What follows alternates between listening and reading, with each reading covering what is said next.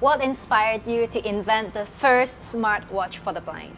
I had a blind classmate, and I realized that the device for the blind people are too large, and it's really expensive. So I decided to make a really affordable and also smart device for the blind people. When you invented, what challenges did you face?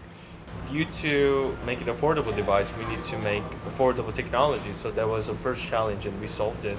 But the second thing that we faced was the more bigger one. Device for the blind people, disability people, it's really hard to get attention from the venture investors. So that was really hard part. So we needed to prove ourselves into the market. It really works or not, and we proved it. How important do you see innovation in entrepreneurship? The power of innovation came from seeing the problem differently and define the problem differently. And the youth generation has certain power to define the problem differently, and then we view the different point of view. So I think innovation is all about came from those kind of point of view, and then make a real impact to the world. So what other qualities are important for an entrepreneur? Believe in yourself is really, really important. See the problems, and you gotta believe that you can solve the problem, and then the world needs you. That's really important. And the second thing is you gotta be really, really somehow realistic, and also you gotta see visionary. You gotta be a visionary. Have you ever thought of giving up? Yeah, I did other startups before, so I gave up.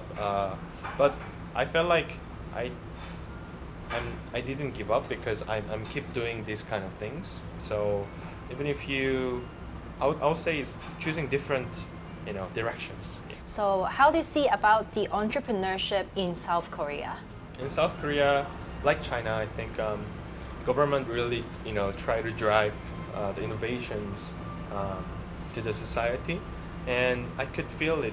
I was in the US, so I could see the Korean market really well, in different point of view, and I could really feel the Korea nowadays. The innovation is radically happening, and government put a lot of R&D money, and a lot of entrepreneurs evolved from those infra, and they are eager to go to the world, like Chinese entrepreneurs.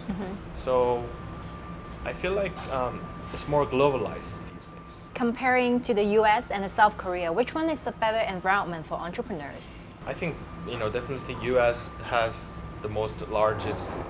They have largest startup infra, so it's good to start in US, and you learned a lot. And Korea these days is really early days, like incubation stage. So it's kind of hard to learn everything, not like a US. But I think in terms of Korean market, and since Korea is Asian market, we connected to the China and Japan and a lot of like Russia, big countries. So if you are just like Asian entrepreneurs, Korea nowadays is a really good place to start. As a young entrepreneur, what tips would you give other young people who want to start their business? Starting is half. I think there's a wisdom in China and Korea too. If you want to actually be an entrepreneur, you gotta start today. It's almost impossible to prepare everything. So start first and then learn by that. So I remember Steve Jobs said that you gotta start when you have no risk. So for example, if you are university students, you have no risk, you have no families, and you don't need to pay a lot of things, right? So I would recommend to start really earlier and then learn a lot and become realistic and visionary, and don't give up.